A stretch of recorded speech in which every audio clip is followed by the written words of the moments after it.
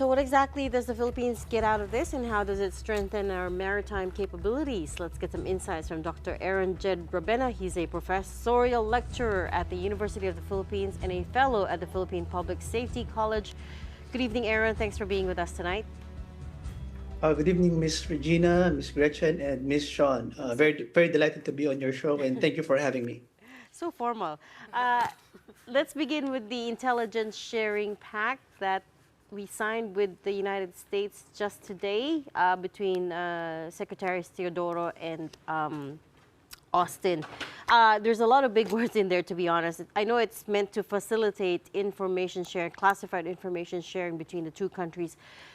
But in practice, what does that bring us?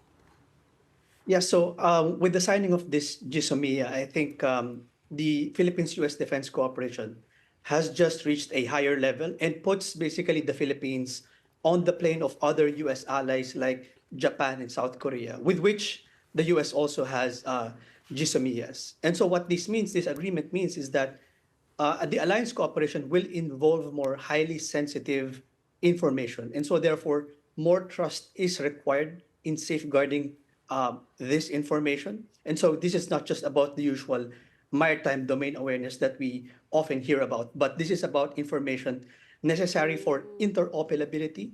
And so therefore, that needs to be safeguarded, specifically advanced technologies, sophisticated battle and war plans, and types of military assets, and even types of joint and combined operations. News broke also today, Professor Aaron, that U.S. President Joe Biden is allowing the use of long-range missiles by Ukraine. Specific information that has neither been confirmed nor denied by President Zelensky. It does feel that the Biden administration is sort of cramming, all that they intend to do in this region of the world and also over there in Ukraine. What do you think they're trying to do here? This is the fourth high-level visit from the United States government. Yes, so I think that implies that they're trying to do everything that they've got before they leave office. So that's why they allowed, allegedly, the Ukrainians to do so. But then, of course, the Russians will not be taking that sitting down, and they are likely to retaliate as well. In fact, they already they already mentioned that they could use nuclear weapons if that happens. Right. Well, that's exactly what I wanted to ask you, Professor Aaron, because if you expect China to react badly to the U.S., allowing the Ukraine to launch long-range missiles into Russia, then, of course, this is not as bad as that. We're not talking about specific weapons yet, but are we expecting China to negatively react to this again?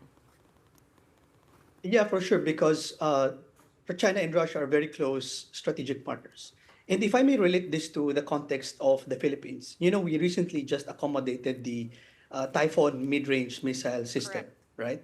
And I think GISOMIA applies to this because the Typhon missile system is critical for modern warfare. So that, includes a lot of system operations, softwares, strategic deployments, and communication protocol stuff like that. So that is very sensitive information.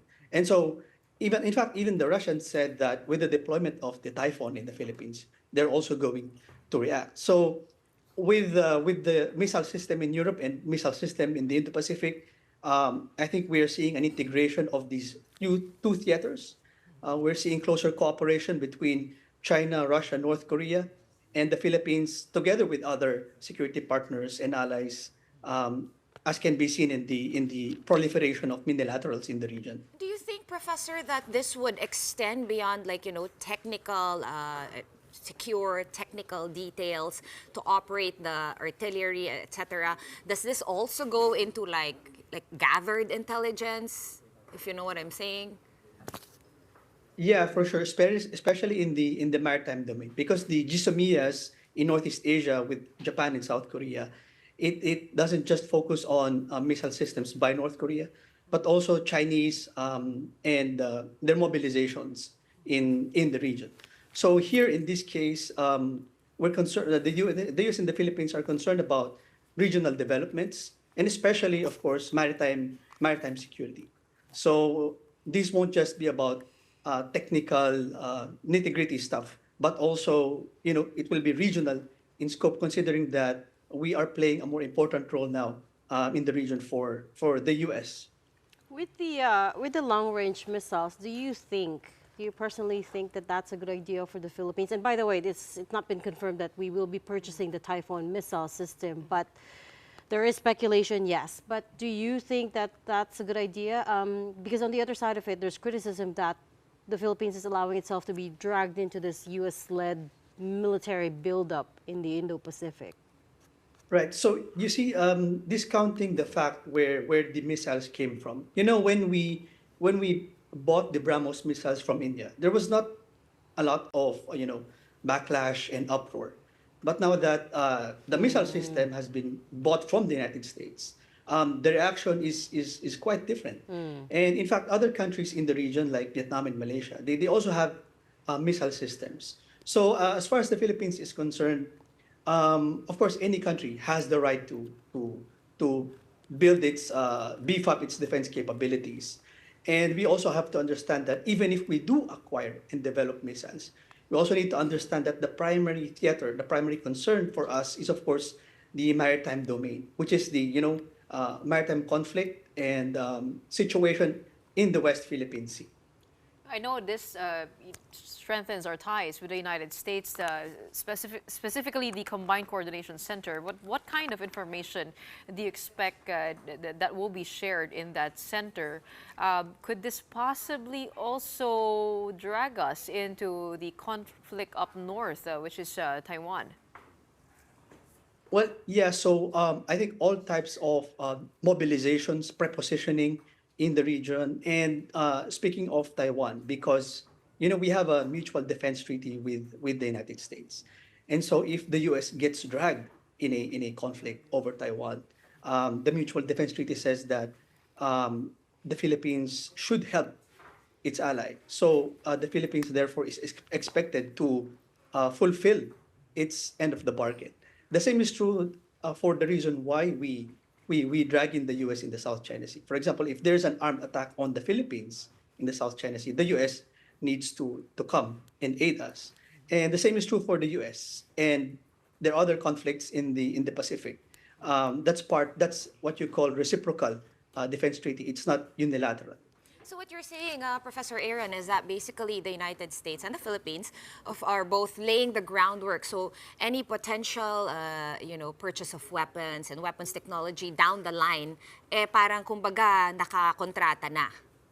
Is that one way we could see it? Because what you were talking about earlier with Gretchen about the Biden administration doing some cramming, because a lot of analysts are saying that they are looking to strengthen security alliances across the Indo-Pacific, and we're just one, kumbaga, arm of that, one branch of that. Right. And actually, I think in the U.S., security agendas are mostly bipartisan agenda, especially when it comes to China and Russia. So I think what the U.S. is doing right now is really maintaining their engagement around the world, their security posture around the world, and they do not want that to diminish. And so for us, our security concern mainly is the West Philippine Sea, and for the U.S. because they are a global power, they have many concerns. One is West Philippine Sea, another is Taiwan, another is North Korea. So that's the difference between a great power and a smaller power like us, the Philippines. Well, it is one thing to have information, and another thing to have the capacity to respond to the information that you get. What for you would be the best measure of the effectivity of this command center, this combined coordination center?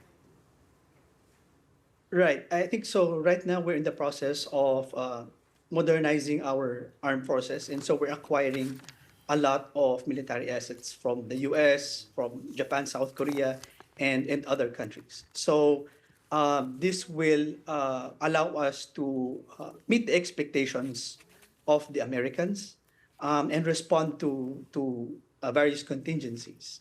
And because if we're not capable, if we do not engage in capacity building, then we won't be able to respond promptly. Right. So yeah. Do I also take it to mean that you don't think anything's going to change under Trump 2.0, given you mentioned the bipartisan commitment? And we have heard it from a number of other analysts that there seems to be bipartisan commitment or at least involvement in terms of Indo-Pacific strategy. Is that where you stand as well? Right. You mentioned, Miss Regina, the Indo-Pacific strategy. That started with President Trump. And so, in fact, there's a bipartisan consensus because the Trump administration then just repackaged the Obama administration's pivot and rebalance to Asia. And so that means the US wants to continue to be engaged in Asia, in the Pacific. And if you would look at his alter egos then, his cabinet appointees, H.R. McMaster, John Bolton, Mike Pompeo, all of them were basically China hawks. And right now, the nominated for the position of Secretary of State is Senator Marco Rubio. And Senator Marco Rubio is also known as a China hawk. So maybe we can say that President Trump is not as principled or as ideological as the Democrats, but he cares about relative power. And as you can see, even his economic war against China was carried on by the Democrats. So I think what he means by "Make America Great Again" or "America First" is that for the U.S. economy to still be the world's first and their military to also be the world's first. So he cares about the relative advantage of the United States vis-a-vis other countries, especially China. Well, certainly, I hope you will care about the Philippines too. We're going to have to leave that there for tonight. Thanks so much for joining us. Professor Aaron Jed Rabena, he is a professorial lecturer at the University of the Philippines.